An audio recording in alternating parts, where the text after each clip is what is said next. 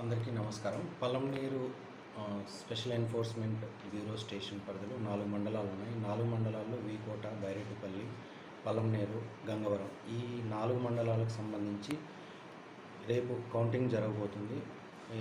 Already గవర్నమెంట్కి సంబంధించిన మద్యం దుకాణాలన్నీ కూడా మూసిపోయి ఉన్నాయి. 3వ తారీఖు, 4వ తారీఖు, 5వ తారీఖు ఈ 3 రోజులు కూడా ఎటువంటి మద్యం అమ్మబడదు.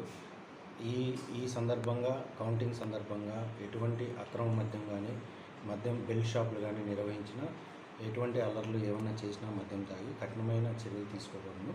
కావున అందరూ ప్రశాంతంగా ఎటువంటి ఇబ్బంది లేకుండా సామరస్యంగా ఈ రేపు కార్యక్రమంలో అందరూ సామరస్యంగా ఉండాలని కోరుకుంటున్నాం. మా ఎస్సీబీ స్టేషన్ తరఫున ఎటువంటి చర్యలు అవాంఛనీయ చర్యలు జరిగినా కూడా కఠినమైన చర్యలు తీసుకోబడతాయి. ఎస్పెషలీ మద్యం ద్వారా ఏదైనా జరిగినా, అమ్మినా, చేసినా, బయట అల్లర్లు చేసినా కూడా కేసులు పెట్టి కఠినమైన చర్యలు తీసుకోబడతాయి.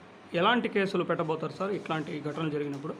కంపల్సరీ కేసులు బుక్ చేసి రిమాండ్కి అయితే పెడతాము.